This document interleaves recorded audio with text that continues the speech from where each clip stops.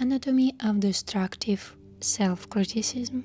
Imagine a 35 years old woman working as a middle manager. She's sitting at her desk, the clock shows 9:30 p.m. Tomorrow at 9 there is an important client presentation and she hasn't finished yet. Her eyes burned from fatigue, she barely slept yesterday and her mind is foggy. She looks at the screen and realizes she won't make it in time. The inner dialogue begins. I've messed up again. Why am I so worthless? Everyone else finished long ago, and as usual I'm sitting here until night. Why didn't I do this yesterday? Mom was right. Nothing good will come of me. I'll never be a good manager. Meanwhile, a physiological reaction, heart starts beating faster. Breathing becomes shallow. Neck and shoulders muscles tense up. A heaviness appears in the stomach. Thoughts gain momentum. They'll fire me. I won't be able to pay my loan. I'll have to move back in with my parents. What a shame. I promised my husband that this time would be different. He'll be disappointed in me again. The body reacts more strongly. The stomach starts to churn. Palms become sweaty. Slight trembling appears in the hands, feels the urge to stand up and pace around the room. Memories provide evidence. She recalls all her past failures. That project that fails a year ago, the promotion interview where she disgraced herself. Her ex-husband's words about her irresponsibility. Emotional state worsens. Feeling of helplessness, shame, fear of the future, anger at herself. Behavioral manifestations. She starts biting her nails, checks her phone every 2 minutes. Goes to the fridge where there is a chocolate bar, also she's not hungry. Thinks about writing to her boss to explain everything or not. Turning point. Awareness. Suddenly notices that she's been sitting for 15 minutes starting at one spot. This is a moment of awareness.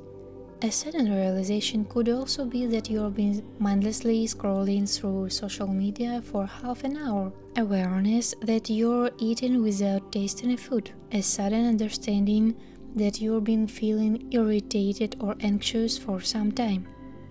Realization that you're reacting to the situation disproportionately emotionally. First steps out.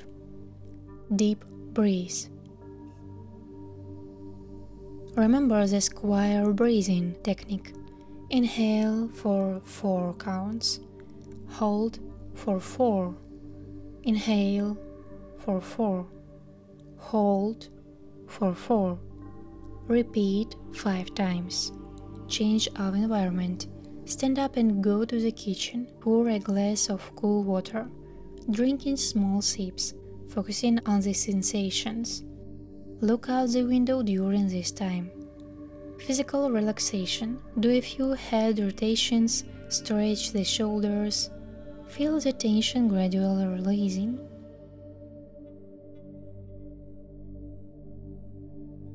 Situation reassessment. Return to the computer and look at the work with fresh eyes. Realize that much has been done. Only a few slides remain. Action plan. Decide to work for another 13 minutes, then go to sleep. Wake up an hour earlier in the morning to finish. Self-support. Tell yourself, I can handle it. It's not the end of the world. I've faced similar situations before and found a way out. If I couldn't find a solution, I'll consult with others. Perspective. Remind yourself that in a week, month, year, this situation won't be so terrible. Result.